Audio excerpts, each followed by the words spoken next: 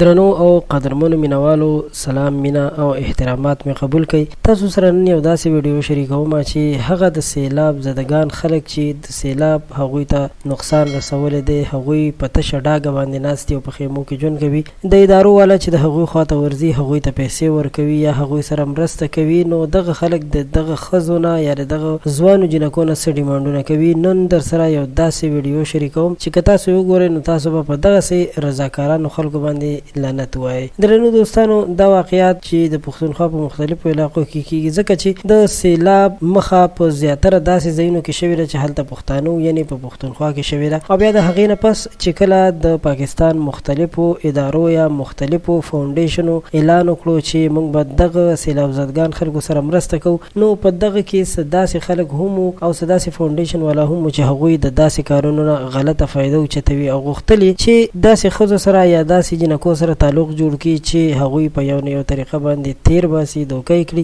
نو همدې دپاره ځینې خلک چې داسې غریبانانو ته امداد ورکوي، ځان سره کیمره هم وړي، د هغوی نه تصویرونه وباسي، ویډیوګانې ترې کوي. البته که د دغه ښځو یا د دغه جنکو زړه نه وي نو بیا ورته دوی پیسې هم نه ورکوي، او دوی چې پیسې ورکوي نو اول ترې نه دا ډیمانډ کوي چې ته به ویډیو یا خپل تصویر وباسي، ځکه چې دا موږ په سوشل میډیا باندې ورکوو او دې سره زموږ د ادارې مشهورتیا کیږي. نو درنو دوستانو، اول خو نه ده پکار چې یو انسان د خپل ادارې د مشهورولو لپاره د یو تور سرې ژوند سره لوبې کوي. دا ځکه لوبې کول دي چې هغه انسان چې تا ته اجازت نه درکوي او هغه د یو مجبورۍ د وجې ته د هغې تصویر واخلي په سوشل میډیا شیر کړي، نو ډېره زیاته د شرم خبره ده. پښتنو ته خواست دی چې هر څوک او هر انسان داسې کار کوي هغه سره تصویر مو باسئ، د هغه نه امداد مه اخلئ. که یو څو ښځې همدغسې کار وکړي بیا به داسې حالت او داسې واقعیت مخې ته نه راځي او نه به څوک د داسې کار کولو ډیمانډ وکړي.